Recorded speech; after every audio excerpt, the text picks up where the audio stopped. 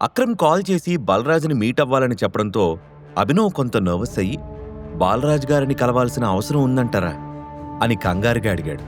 అభినవ్ గొంతులో టెన్షన్ అర్థం చేసుకున్న అక్రమ్ నవ్వుతూ, బాలరాజ్ గారు కాదు, జస్ట్ బాలరాజ్. నువ్వు మా టైగర్వి, మాఫియా సామ్రాజ్యానికి కింగ్వి. అందరూ నిన్ను గౌరవించాలి కానీ నువ్వెవరికీ రెస్పెక్ట్ ఇవ్వాల్సిన పనిలేదు బేటా అని చెప్పి ఫోన్ కట్ చేసి అభినవ్కి మీటింగ్ లొకేషన్ కూడా పంపాడు.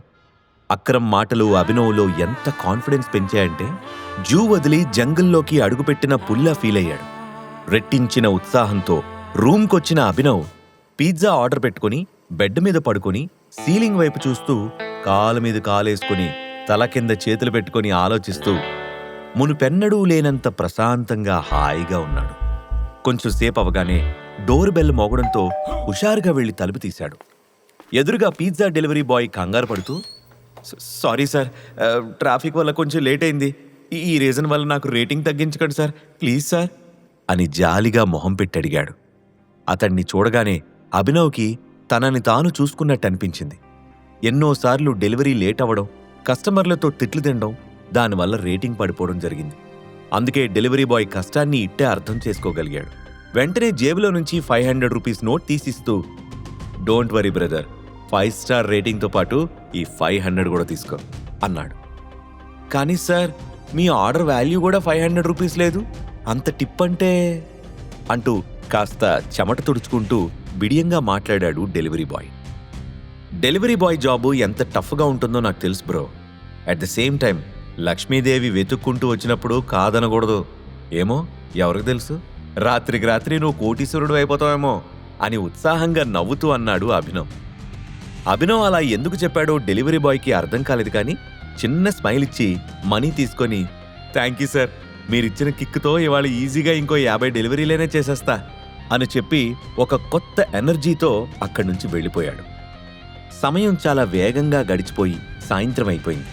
అభినవ్ త్వరగా ఫ్రెష్ అయ్యి ash colour shirt, black pant వేసుకున్నాడు. చూడ్డానికి అంత మంచి డ్రెస్ అసలు కాదు గాని అతని దగ్గర అంతకు మించి వేసుకోవడానికి వేరే ఏ డ్రెస్సు లేదు. ఆ తర్వాత ఇంటి నుండి బయటకొచ్చి బైక్ బుక్ చేసుకుని హోటల్ సఫైరాకి చేరుకున్నాడు. లైటింగ్ వెలుగులో దేదీప్యమానంగా వెలిగిపోతున్న ఆ హోటల్ అందాలని బయట నుంచే ఆస్వాదిస్తూ లోపలికి వెళ్లబోతుంటే, ఏ ఆగ అంటూ ఓ అరుపు వినిపించింది. అభినవ్ వెనక్కి తిరిగి చూడగానే సూట్ వేసుకున్న హోటల్ సెక్యూరిటీ ఆఫీసర్ పరిగెత్తుకుంటూ వచ్చి, ఎవరు నువ్వు, ఎక్కడికి వెళ్తున్నావు అని అడిగాడు. లోపలికి వెళ్తున్నాను, ఎనీ ప్రాబ్లం అని అనుమానంగా అడిగాడు అభినవ్. అభినవ్ని పైనుంచి కింద వరకు చూసి, yes, you are the problem.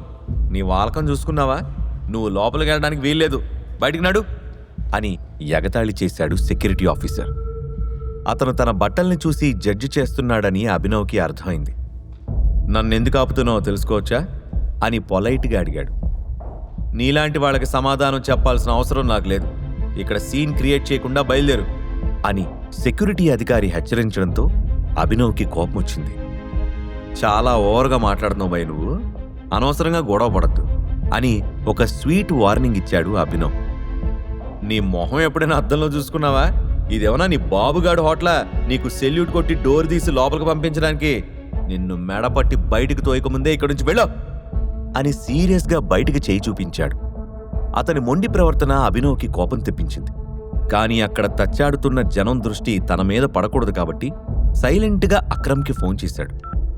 Phone lift చేసిన అక్రమ్, చెప్పు బేటా, స్టార్ట్ అయ్యావా అని అడిగాడు. నేను హోటల్ బయటున్నాను, మన టేబుల్ నెంబర్ ఎంత అని అభినవ్ అడిగాడు. టేబుల్ నెంబరా? భలేవాడివే, ఆ హోటల్ మందే, మనం టేబుల్ బుక్ చేసుకోవాల్సిన కర్మ ఏంటి? వెళ్ళి హాయిగా నీకు నచ్చిన ప్లేస్లో కూర్చో, నేను వచ్చేస్తాను అని చెప్పాడు అక్రమ్. అది సెక్యూరిటీ ఆఫీసరు నన్ను లోపలికి పంపించట్లేదు అని ఇబ్బందిగా చెప్పాడు అభినవ్. వాట్? ఏదైనా కన్ఫ్యూషన్ అనుకుంటా, నేను 2 నిమిషాల్లో రీచ్ అవుతాను, ఆ ఆఫీసర్ తరపున నేను సారీ చెప్తున్నాను టైగర్ అని చెప్పాడు అక్రమ్. ఏం పర్వాలేదు, మీరు వచ్చేంతవరకు నేను వెయిట్ చేస్తాను అని చెప్పి ఫోన్ కట్ చేశాడు అభినవ్. అప్పటిదాకా అభినవ్ ఎవరితోనో ఫోన్లో మాట్లాడింది విన్న సెక్యూరిటీ ఆఫీసర్, నువ్వేమన్నా పెద్ద సెలబ్రిటీవా, రికమెండేషన్ చేయించడానికి ఫోన్ చేస్తున్నావు? నువ్వు ప్రైమ్ మినిస్టర్కి కాల్ చేసినా లోపలికి పంపను అంటూ స్టాఫ్ని పిలిచి అభినవ్ని బయటికి తోసేమని ఇన్స్ట్రక్ట్ చేశాడు.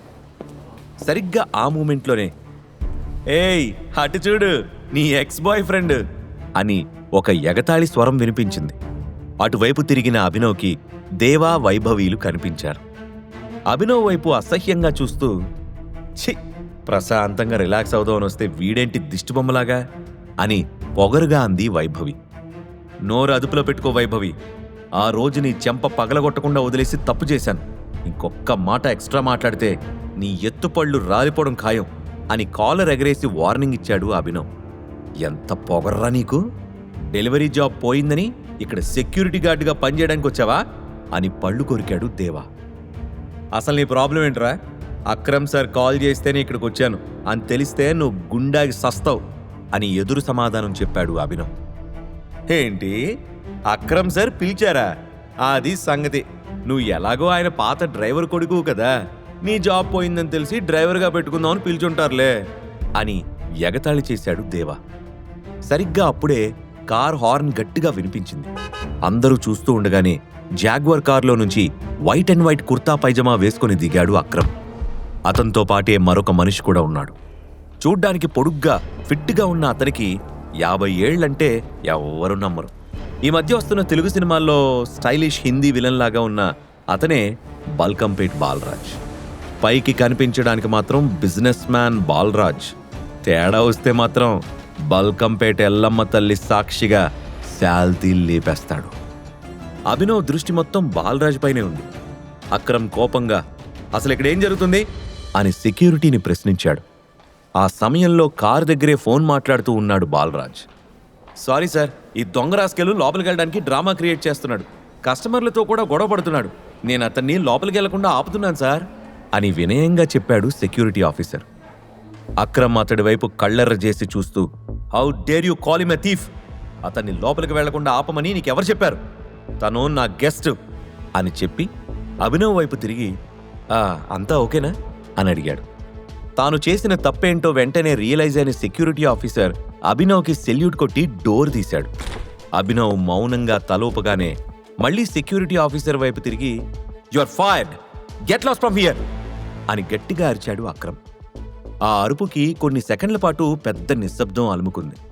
అంతేకాకుండా అక్రమ్ మాటలు విని కంగుతిన్న వైభవి, దేవాలు కూడా మెల్లిగా అక్కడి నుంచి జారుకున్నారు. ఇంతలో బాలరాజ్ రావడంతో అభినవ్ని తీసుకుని అక్రమ్ లోపలికి నడిచాడు. సఫైరా హోటల్ లోపల ఇంటీరియర్స్ ఎక్స్ట్రాడినరీగా ఉన్నాయి. సీలింగ్కి వేలాడుతున్న పెద్ద పెద్ద షాండ్లియర్స్, బ్యాక్గ్రౌండ్లో వినిపిస్తున్న రెట్రో మ్యూజిక్తో పాటు అందమైన ఇంపోర్టెడ్ ఫర్నిచర్తో హోటల్ అంతా ప్యాలెస్లా మెరిసిపోతుంది. వాళ్లను నేరుగా VIP రూమ్ వైపు తీసుకువెళ్లాడు అక్రమ్.